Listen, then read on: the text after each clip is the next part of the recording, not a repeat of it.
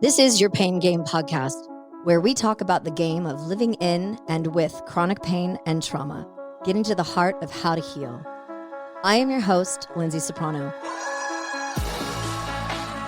On this show, I plan on discussing with doctors, chronic pain patients, holistic practitioners, loved ones, and anybody that is interested in having their voice heard in the chronic pain and trauma world that we live in.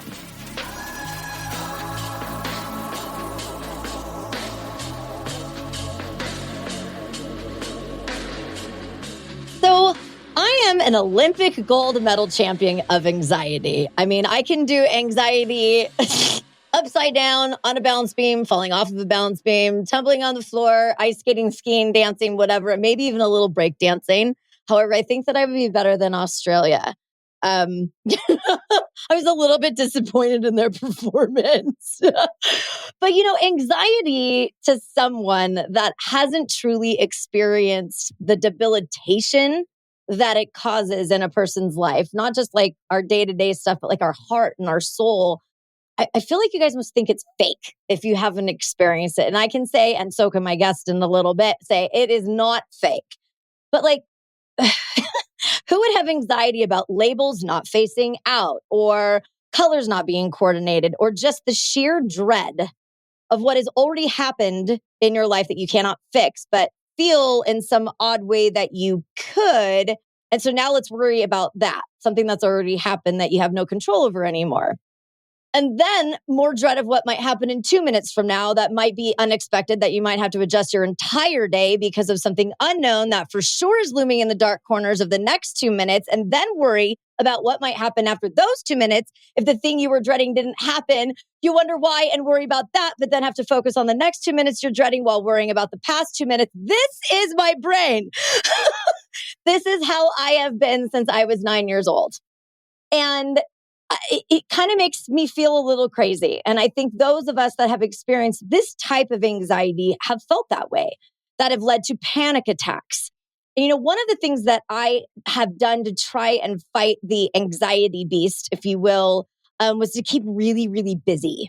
Always, always busy, always having things to do, an overachiever and also an Olympic people pleaser. I mean, anything that I could do to keep myself as busy as possible, to overachieve as much as I could.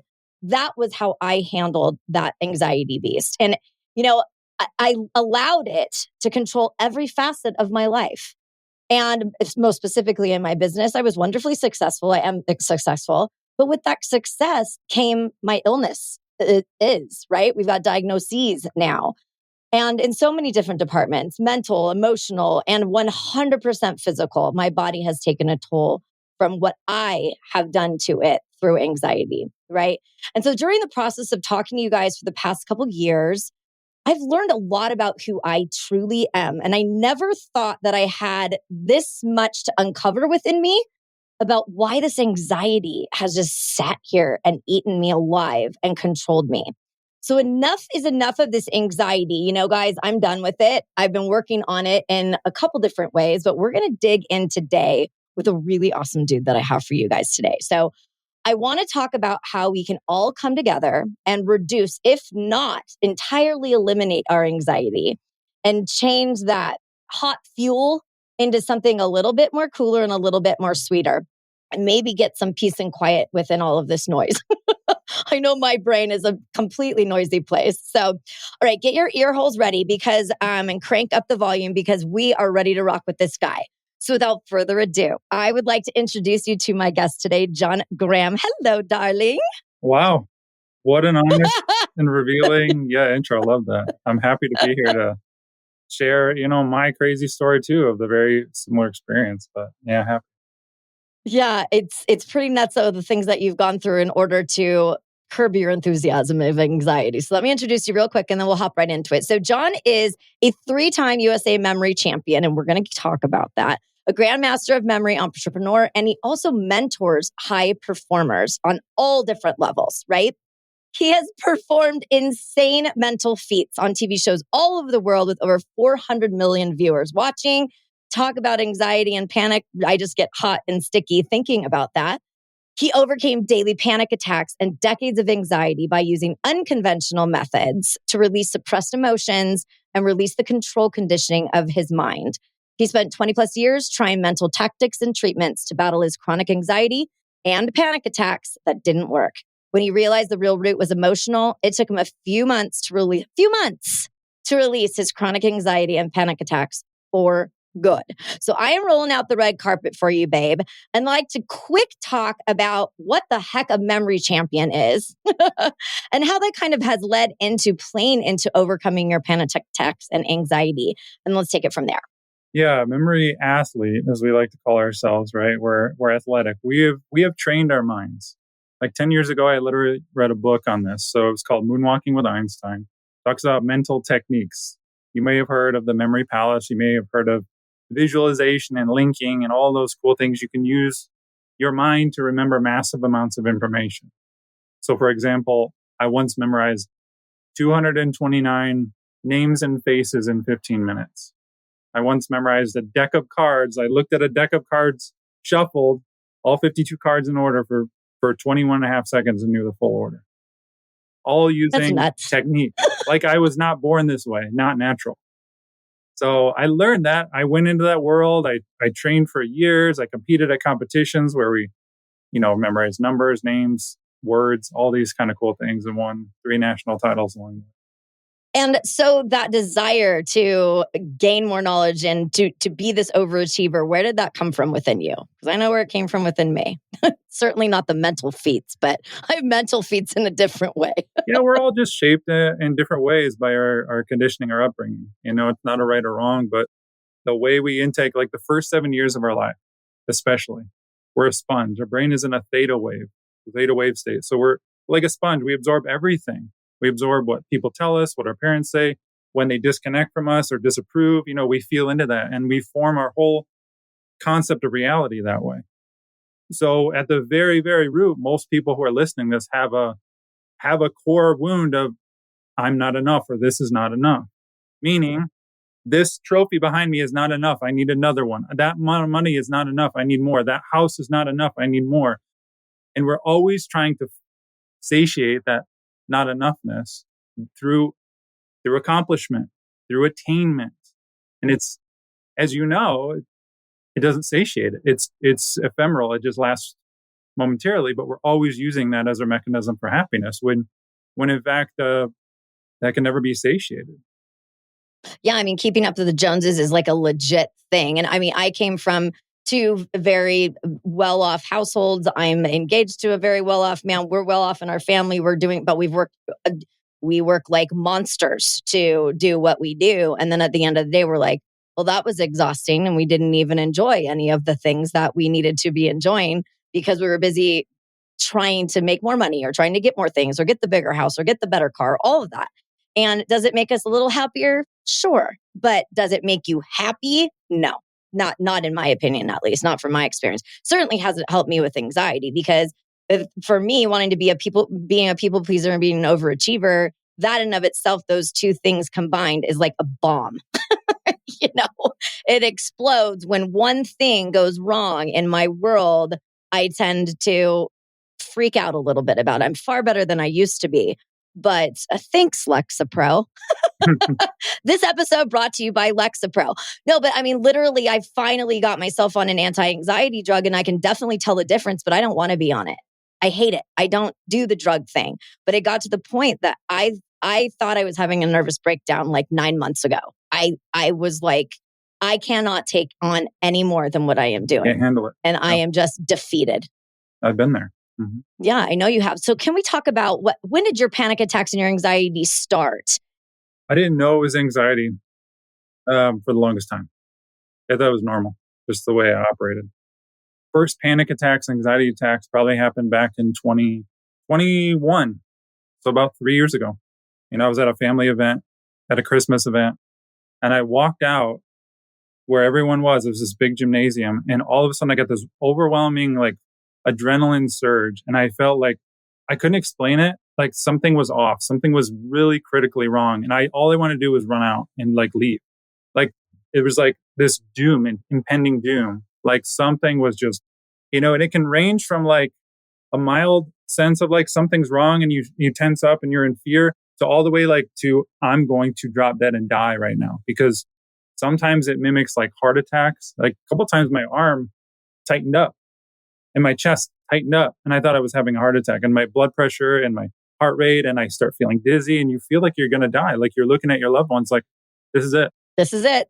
One time the left side of my face went completely numb and I'm like, okay, I'm having a stroke, and yeah, I went to the ER like 3 different times, like, and every time they're like, by the time I got there, I had calmed down. It was better, but they couldn't figure out what was wrong. I did all the tests, all the EKGs, all the brain scans, like the MRIs, all that stuff, and nothing was wrong.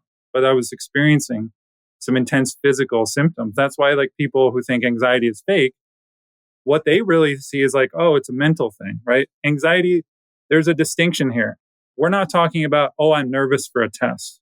Right. That's a normal nervousness worry that every single human being on the face of the planet experiences. We're talking about the dread, waking up with it every day, never being able to shake it, always thinking of future events and things that are going to happen and trying to play everything out in your mind. Right. And it's awful. It's more than awful. You explained that very, very well, because I shared that same. It feels like an elephant sitting on your chest. I'm clammy. I'm sweaty. I feel like I just have to pace around like I have absolutely no control of my thoughts, my feelings, my emotions. I feel like I'm a little bit loony, And I'm like, there's no way I can live like this. There's no way I'm going to live like this. I can do pain all day long. Physical pain, anxiety. Oh my God, it's far worse to me than any kind of physical pain I've ever been in. And I live in it 24 hours a day, So how long did you, because I know that you're cured, if you will, now, but how long did you suffer from anxiety and panic attacks before you started to really realize, holy shit, like I got to get my fucking act together and figure out what's going on with me? Yeah, I mean, anxiety was building over the course of probably 20 years, probably since I was 13 was when it really started. It got way worse like within the last 4 years. So this is actually very recent. So 21 panic attacks are happening maybe every couple of months, enough to notice them, but like, okay, they're gone and then forget about them. Then they started happening daily, multiple times a day. It got so bad. Like I couldn't go downstairs and be with my daughters. I couldn't sit at the dinner table. Every single time I did something, I felt the surge of adrenaline go through me. And just I'm upstairs all the time, avoiding my family, avoiding going out, avoiding all this stuff, just a prisoner. And it was awful. And that's the moment where I completely like realized every single thing that I was trying to do to solve this was not working. It's like the moment you have a heart attack, in that moment you change. You're never the same because you're going to do things differently. You've hit rock bottom. You're going to change your diet, your health, everything. Same thing with panic. I'm like, I just said, what I am doing is not working. All this mental gymnastics, technique, meditations, all this stuff is not helping. So what is the root? And it's like divine timing. All of a sudden, I'm starting getting these answers because I'm open to it. It's an emotional root issue. It's not, we treat it as mental health, mental performance, which that's a part of it. But the core root, the deep, deep root is suppressed emotions. So if we address that, not through the mind, we release those, we alchemize those, we integrate that, we overcome it. Yeah, because when you're talking about mainstream methods and not having any success with it, I agree. I mean, I've done all of the things, the meditations, the books, the breathing, the breath work, the this, the that. I mean, all kinds of, yoga retreats and this retreat and Ayurvedic this. And I mean, it's like, oh my, to the point that all of that stuff started causing me anxiety. Because not only am I trying to do all of these new things and take on new techniques and being the overachiever that I am, feeling like I'm a failure because I'm not doing them right. I've got to not be doing them right. I'm doing something wrong here that I'm not feeling better. And I've done that loop over and over and over again. And when I was talking earlier about how I thought like, I was like, honey, I don't even know. Like you might need to put me away for 30 days right now because I am losing my marbles right now. And it wasn't because I was crazy. It was because because of this anxiety that just sits on me. Like it's just preying on me, the albatross. It feels very heavy. For me, it does. So you end up going through all these different methods. Do you mind talking about a couple of those that you tried briefly? Because that would be great. Because I know a lot of us are like, yeah, I've been there, done that. But it'd be interesting to hear what you've tried. Well, yeah, when you have anxiety, you immediately want to get rid of it. Yeah. And that's the issue, is we try to get rid of it. So what we do, let's say you're in a moment of anxiety. What do we normally do? We try to get out of it. We try to calm ourselves down through a guided meditation or a walk. We watch a Netflix show. We scroll on our phone. No judgment, by the way, because I've done all these things, right? We're humans. We try to drink. We try to whatever, smoke weed. That's something I never did, by the way. But, we do I'm something sorry. to feel better, Yes. right? Yes. We escape it. Well, that Yes. perpetuates, because what we're doing is this stuff is coming up and we go, oh, this is scary. We shove it back down. We literally suppress it. We keep it in. We tense up. We hold it in for later. We think I'll deal with that later. Yeah. We're thinking it's Later. gone because our mind's gone. We've cleared maybe for a moment, but really it's just it's suppressed. It's going to become louder. The can is kicked down the road. And now there's 2 cans you're kicking down the road, right? It just accumulates. So I tried guided meditations. I tried the medication route, realized really quick I didn't want to do that. I just, stopped high blood pressure medicine, supplements, nootropics, like the mind, journaling, like therapeutic reframes, positive thinking, hypnosis, all this stuff. Oh, yeah. All the mind stuff, every single thing. And none of that can touch it. None of that can touch the real root. You're trying to manipulate and reframe and train the mind using your mind. Well, your mind has a programming. And you're trying to reprogram your programming within your programming. It's just a mess, right? You said you're exhausted just thinking about it. Totally. I'm about ready to fall asleep. No, I'm kidding. Force, yeah.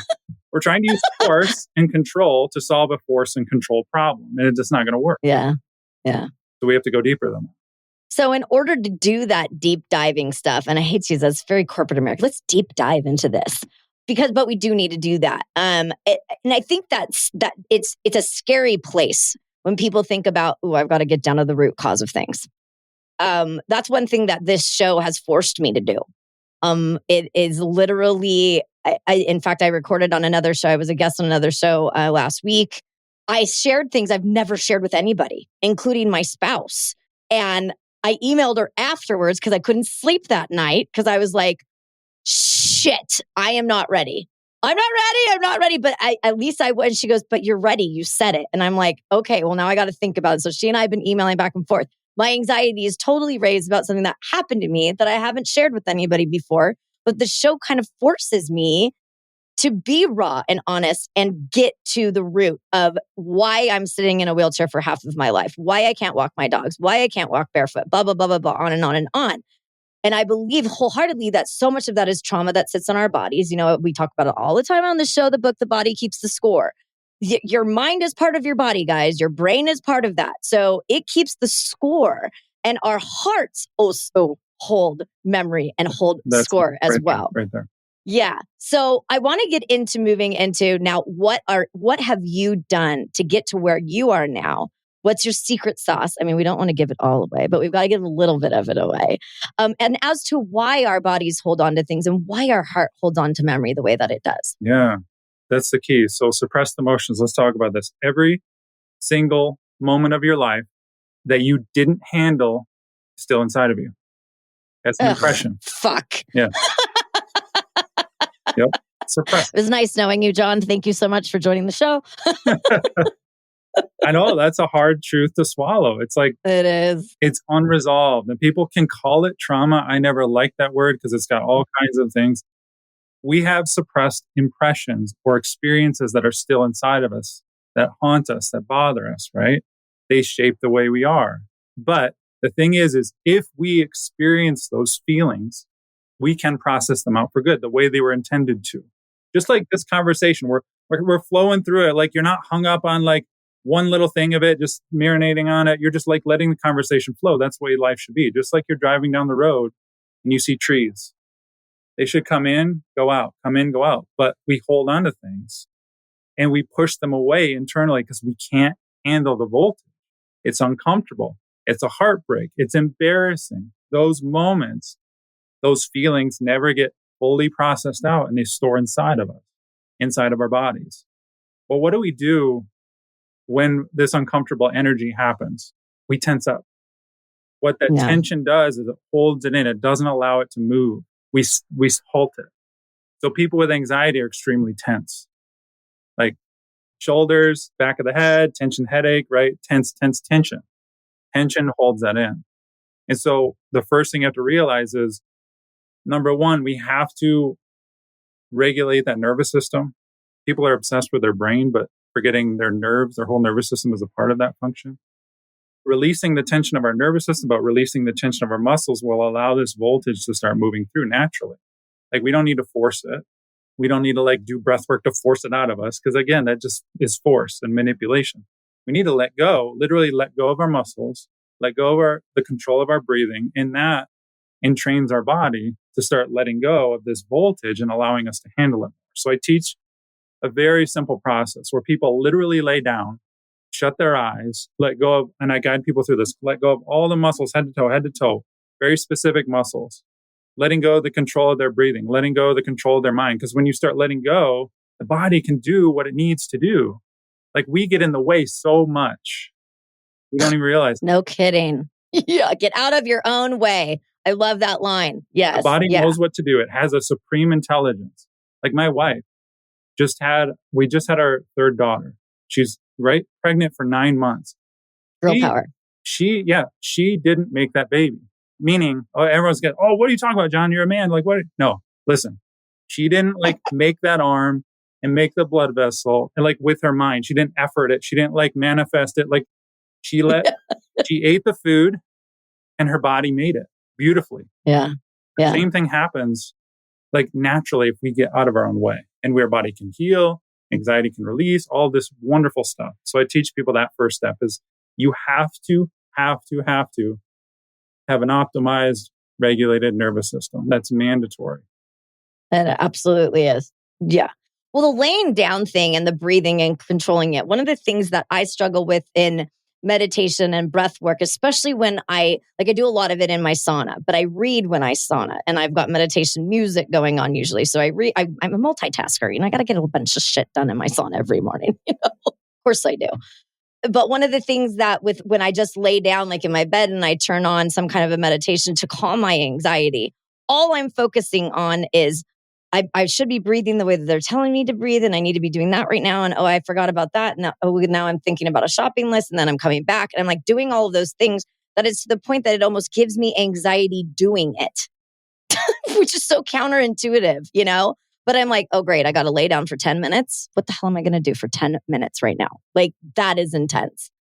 It's intense. Yeah, to let go for 10 minutes. Yeah. Because you want to be busy. Your mind is over dominant. It needs to do something. It always needs to do something. It needs to do it right too, right? That's you better believe That's it. We're in the mind. Yeah.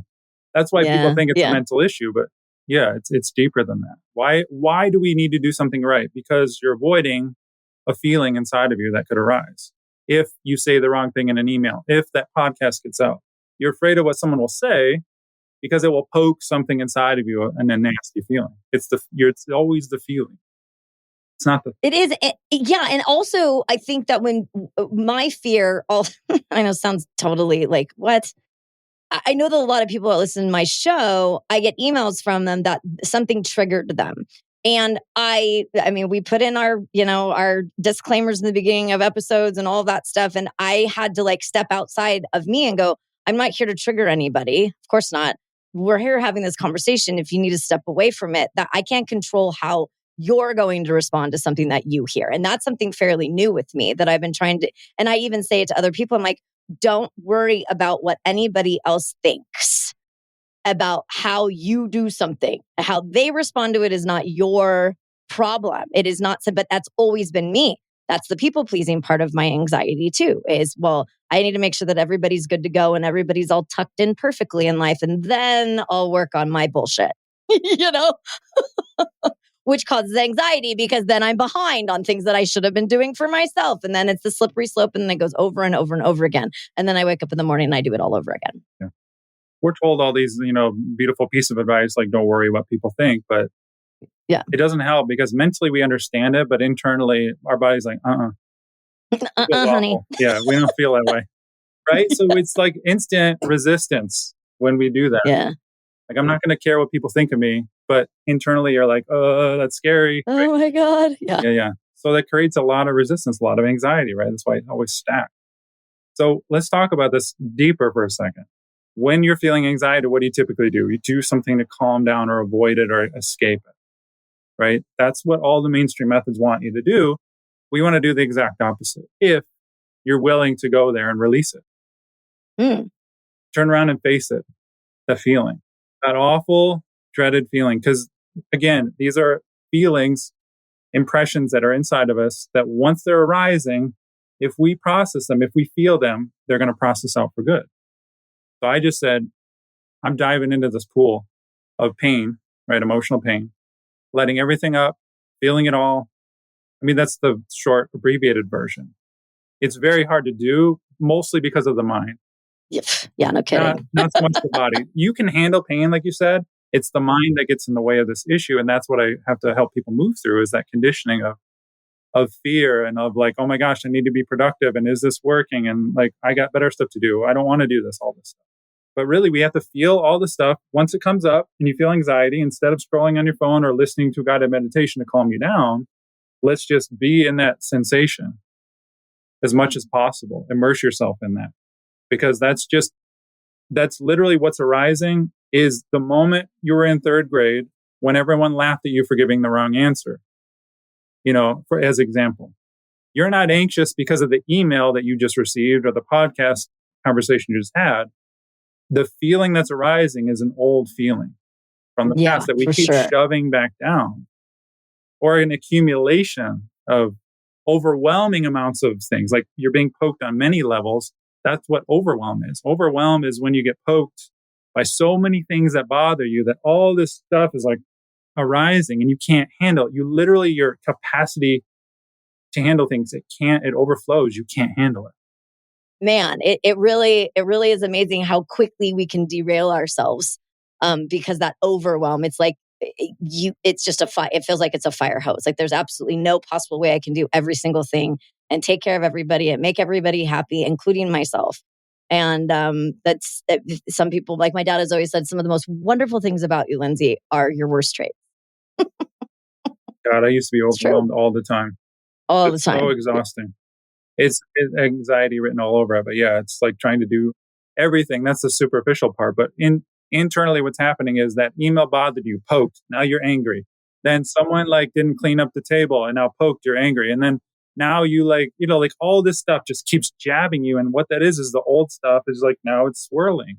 And we can't handle it. We're not dealing with it. We're trying to avoid it. We're trying to escape it. And it's like it's there, right? Yeah, and it's something that happened to us when we were like 14 or 19 or something that we stuffed. And then something that's similar to that, we're like, oops, I'm not ready to deal with that. So I'm going to stuff that guy down. And then you just keep stuffing and stuffing and stuffing.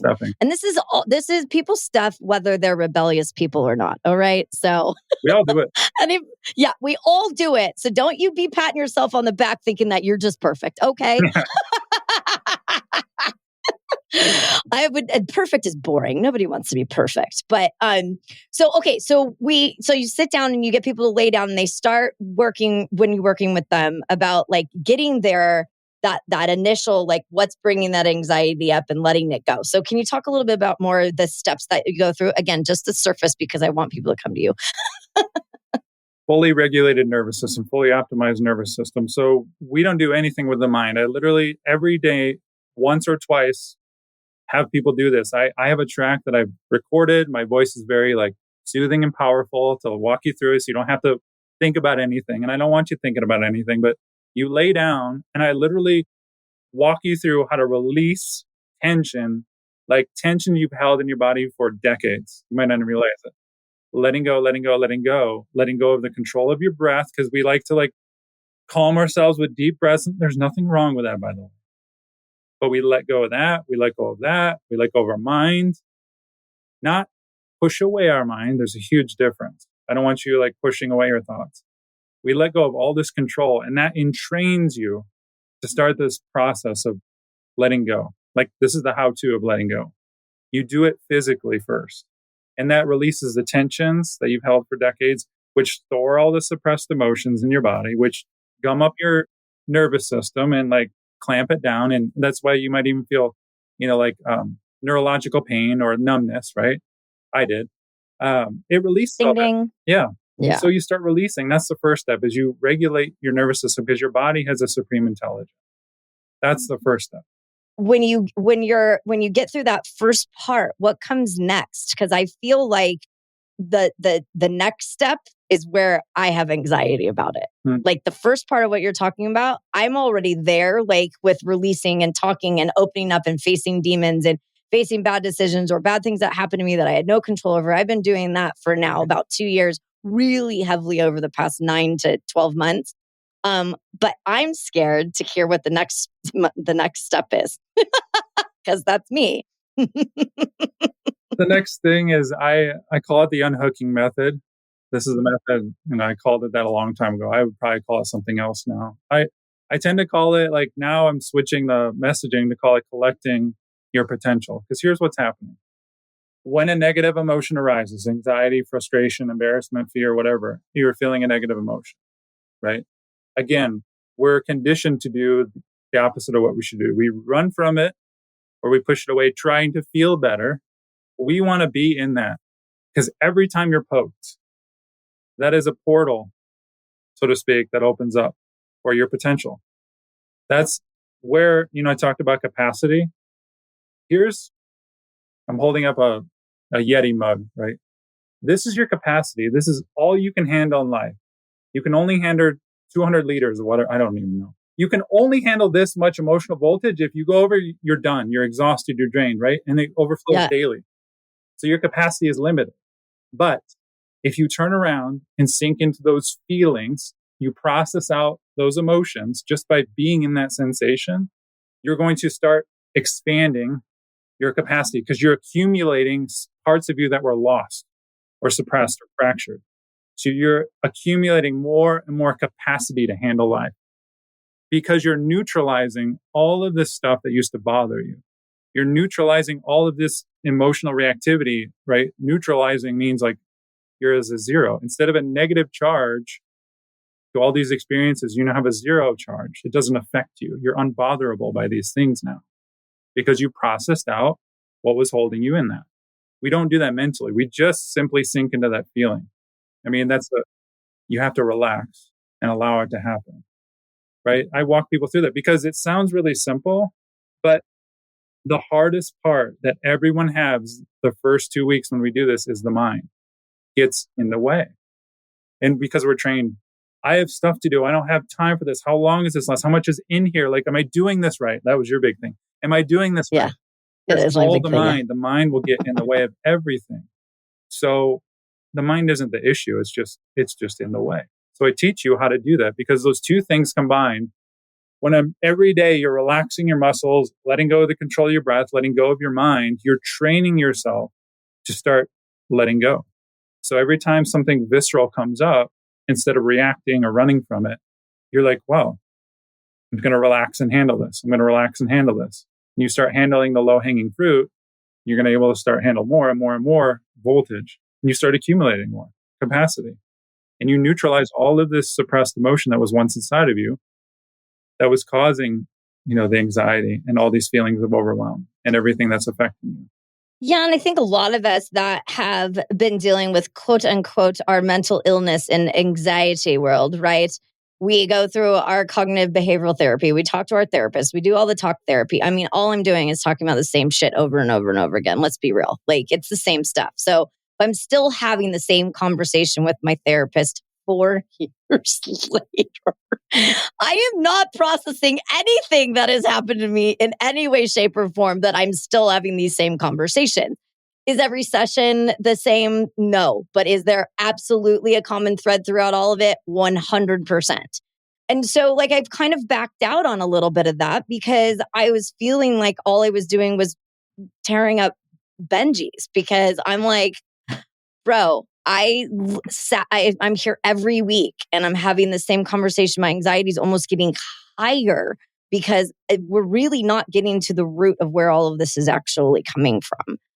And I'm not afraid of not living in anxiety, but it's been such a partner, even though a bad dance partner, but terrible dance partner, stepping on my feet, tripping me, making me fall on the dance floor. They're still my partner, and I know nothing other than that. So when you're releasing this suppression and you're releasing all these emotions, does that that relationship that you've had with anxiety dissipate as well?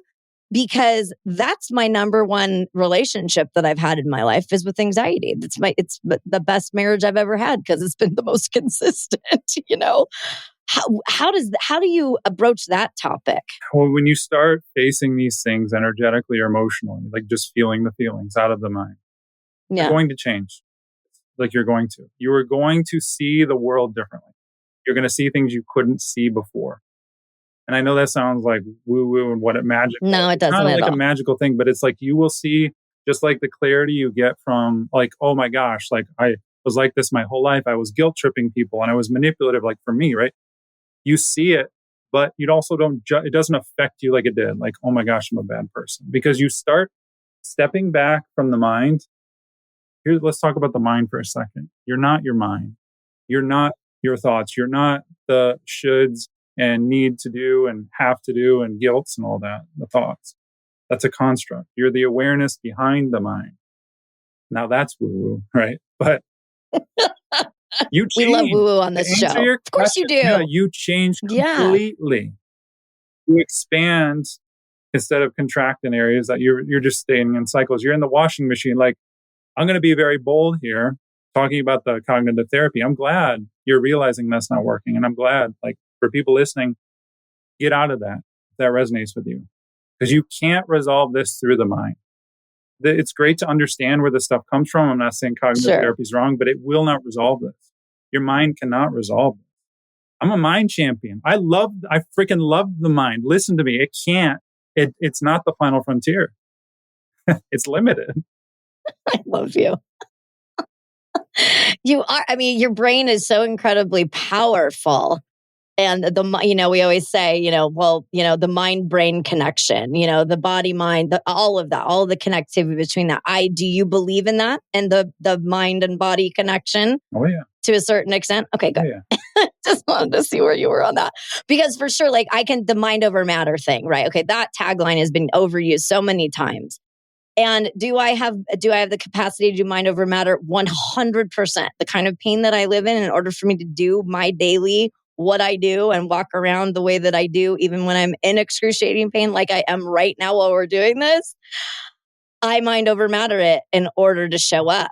And I know that that's how I've done life my whole life. And there are times where, like I said earlier, there are wonderful things about me. And those same things that are wonderful about me are also horrible about me.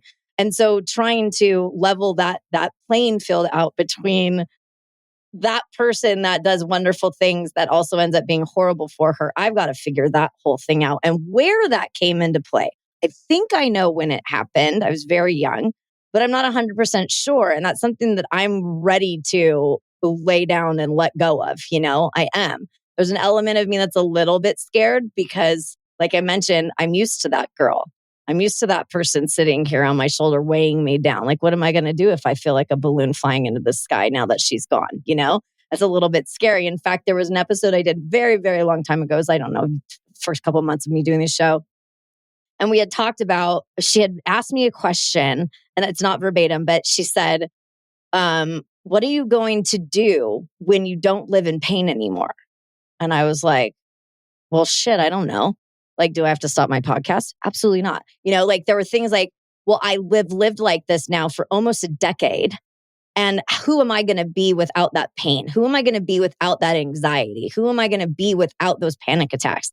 That is something that I have to deal with on my own. So did you feel similar to that when you started to ooh, I might be onto something? Did you feel like you were going to be losing a part of yourself? I know you said that you legitimately changed, but you're still John.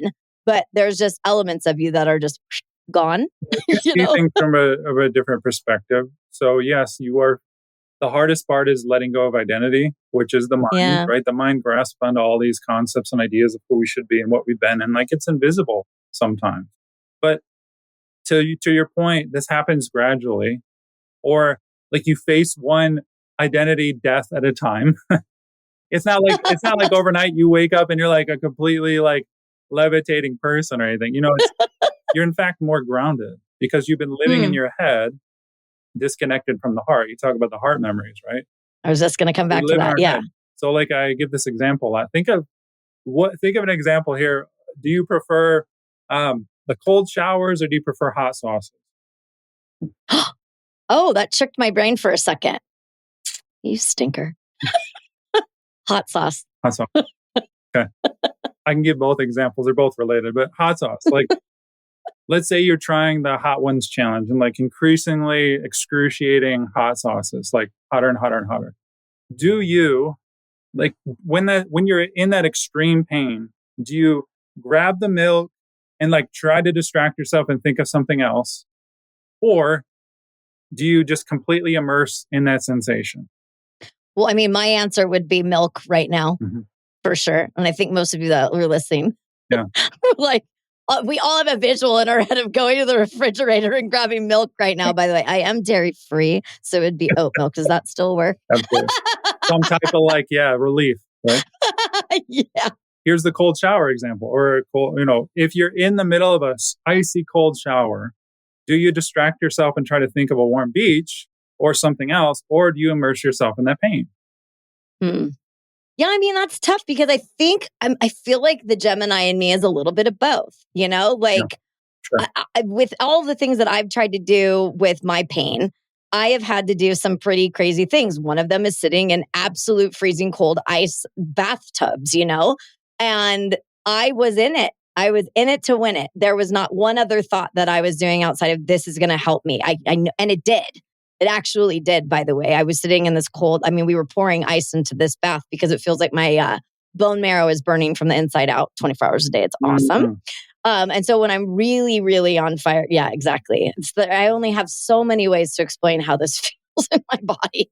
But it was like, my sweetie was like going to the kitchen and pouring ice on me. Just like, that's all we were doing. And this was early on in my pain journey.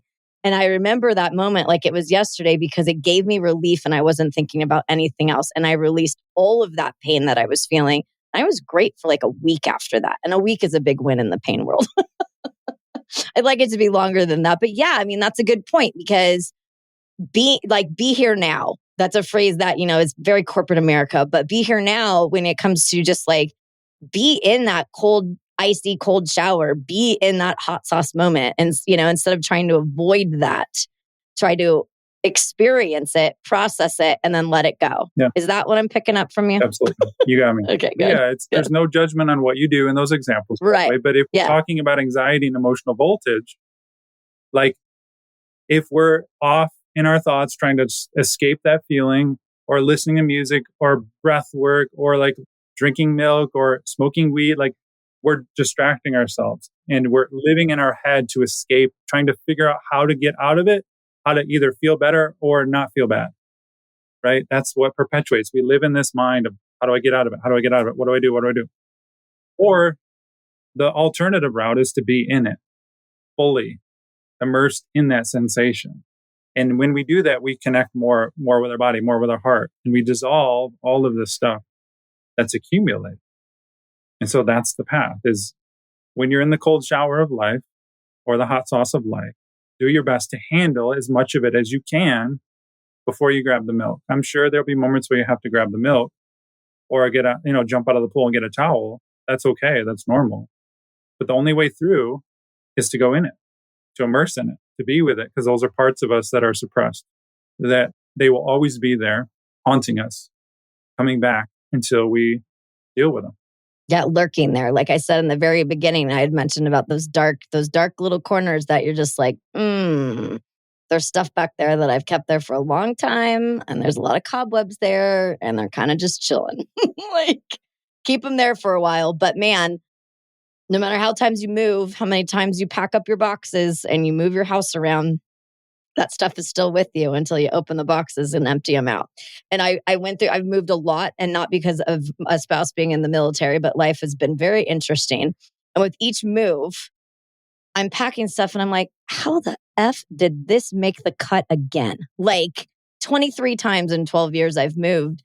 And that in of itself is no wonder I'm in a fucking wheelchair half of my life. That's part of the reason. But I remember moving boxes from one house to another, never unpacking them because they were just like going into the attic or going into the basement or wherever we were moving to. And I finally was like, on one move, I went, I'm opening up every single one of these boxes. before I move them again. Boy, oh boy, I had kept every single corsage from every dance with my high school sweetheart, and it was lovingly bagged. And I'd been moving this stuff around.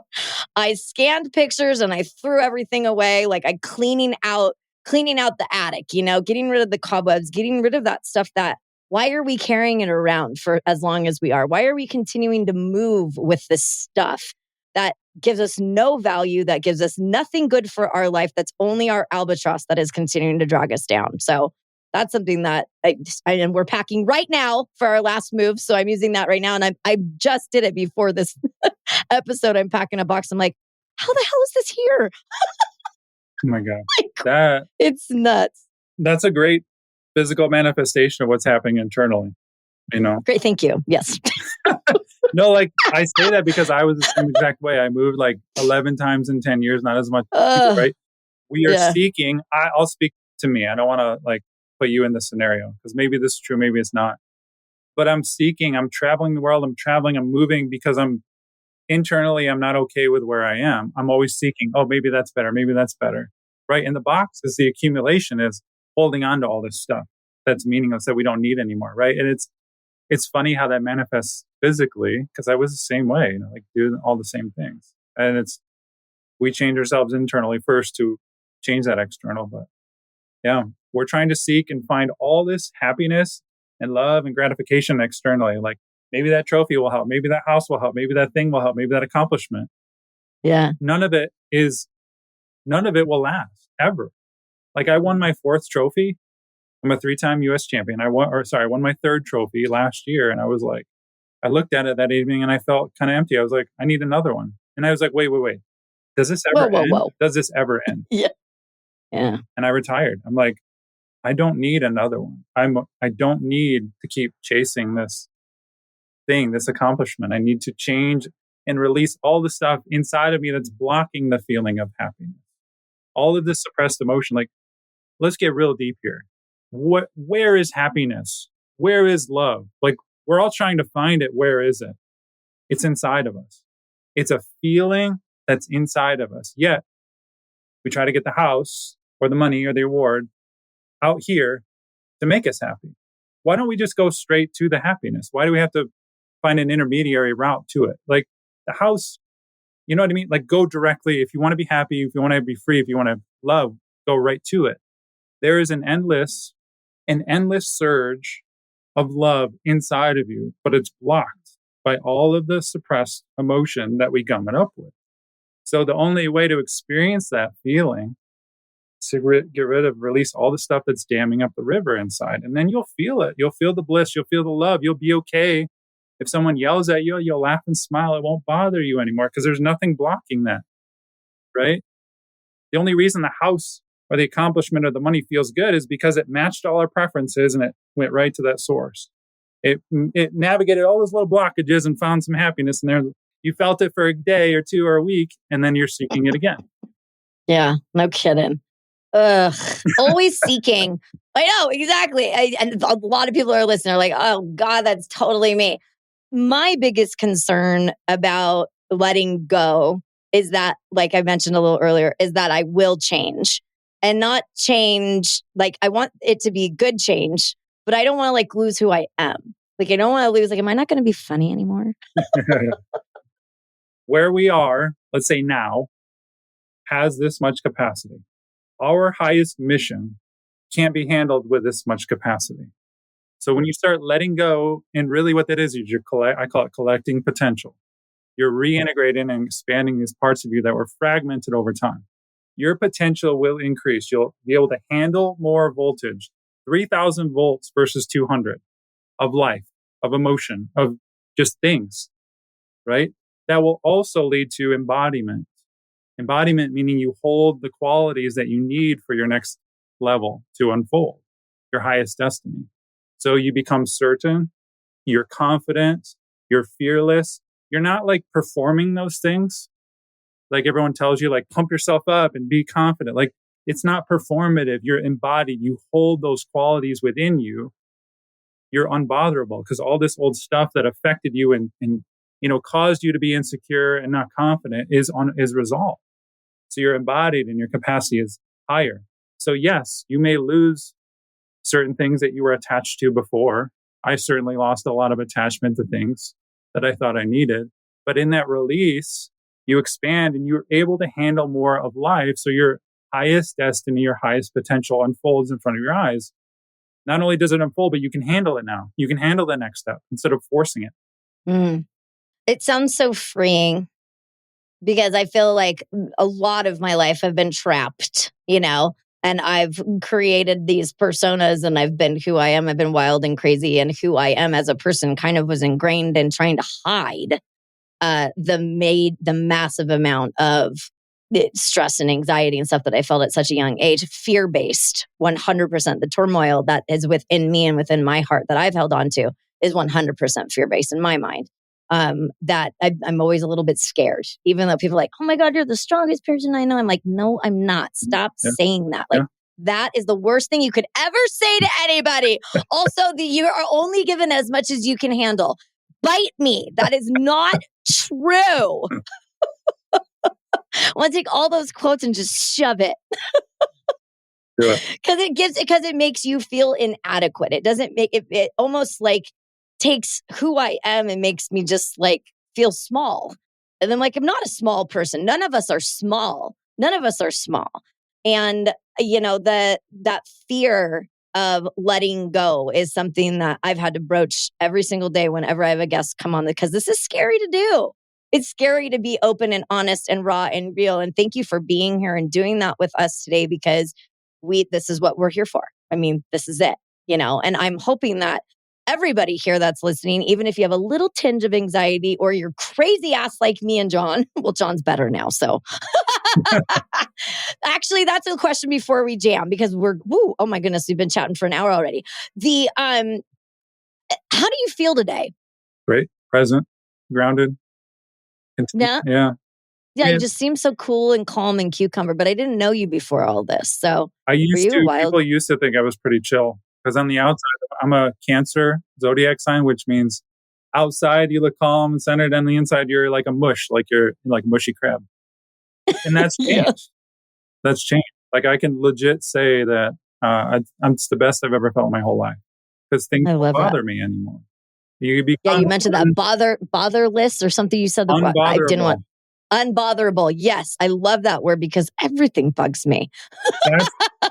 That's the portal. If someone wants something to do, Lyndsay, you're going to freak out.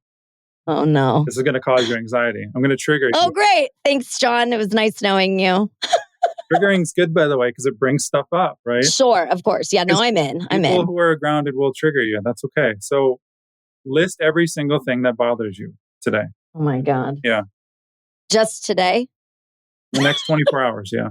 Okay. List every single thing that bothers you or that you think about that bothers you. Okay. So everyone's like, oh, I got to dig in the past and find out what, in third grade, I gave that example of third grade when you're embarrassed. You don't need to know all the stuff that happened in the past. You don't mentally need to dig, because every single thing that bothers you is a portal to accessing these suppressed emotions. Every single time you are bothered by something, a little bit annoyed to all the way furious, anxious, whatever, that's a portal. Something's coming up. Do you suppress it, deny it, avoid it, escape it, meditate it away, calm it away, or do you lean into it? Every single time something bothers you. I like leaning in. That's why people are anxious or so triggered all the time. And I was too. Like, all the stuff that bothers you is your portal. It's because we have held on to attachments and impressions of things in the past that bothered us that we couldn't handle in that moment. So we can't handle them to this day, whether they're related or not, but stuff's coming up. So we have to be able to handle that voltage. And slowly over time, or quickly, depending on how much you lean into this stuff, you're going to start alchemizing it, expanding, releasing, feeling better, unbothered. I've already started my list in my head. I'm on to number 72 just now. Exactly. Well, First one starting with crumbs on the counter. Good God. Exactly. It's things like that. It's all these little things. It's so much petty stuff. And that's totally. Thank you for being honest, because it's all the little things that seem huge. And of course, big things. So much bothers us. And when, like, that was my Wizard of Oz moment where I was living in black and white and all of a sudden I was living in color. I was like, oh my God, I have so much stuff that I've suppressed that's inside of me. That's a great visual. That's a great visual. And I might lift that from you, but I will give you credit. I heard it. Well, now that all of us have to write a list of everything that bothers you today, this is what everybody's homework is, okay? Write your list down. And then what do we do with this list? Do we email it to you? God. I'm going to have emails for days. Sure, if you want to. I'm not going to do anything with it because that's not my responsibility. But, You'll laugh. Here's the thing. And I'll be honest with people. You can listen to this podcast, do the things that I mentioned on your own and try it on your own. If you, like, I was able to do a lot of it on my own without guidance. Some of the things I needed some guidance from other people, right? The mind will get in the way. If you want my guidance, come find me, talk to me, right? Because I can guide you through how you can do this on your own. I'm not your therapist. You do not need to rely on me. Once you learn this method of release and the things I talked about, there's even a third step, right? To release some of the bigger boulders inside of you, those really nasty things that bother you, like the breakups and the betrayals and all that stuff. We know what we're talking about. If you need some guidance, I'm happy to help, right? But that list, those are your portals to your higher potential. Every single one of those things. Oh my gosh, this has been so good. I want to keep talking to you forever, but I can't. So, all right, before we hit the dusty trail here, we can find you. He's got a freebie. It's a free video on how to release your anxiety forever. It is releasepanic.com/free. I will put this all up in show notes on where to find him. He's on Instagram, Facebook, and YouTube and Twitter, and all of his handles are a little different. So I will put all of them up. Instagram's probably the best place to follow me, by the way. Yeah, as it should be. Stay away from everywhere but Instagram, okay, guys? Anything you'd like to leave us with before we hit the dusty trail here? Make peace with all the stuff that bothers you. That's your way. Listen to this a few times if you need to, but let's turn the other way. Let's recondition that response to anxiety and fear and frustration, any negative emotion. Let's lean into it instead of running away and trying to feel better. In that moment, that's your portal. Are you going to walk through it or are you going to escape from it? I love it so much. Oh, thank you so much for being here, John. It was a pleasure. Thanks. And keep those kitchen counters clean for that wife of yours, all right? Okay. You are exclusively invited to share this Handling the High Voltage, Lean Into It, VIP pain journey together. Let's get to the heart of how to heal with you by my side. Did you need to hear this conversation today? I certainly did, and I even knew what I was getting into. Do you live with debilitating anxiety? Do you live with even just a skosh of anxiety? Are crumbs on the counter driving you nuts?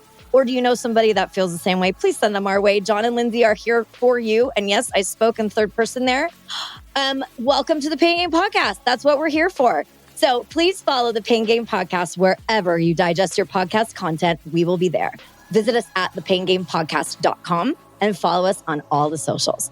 Thanks for listening, my little VIPs. Catch you on the other side.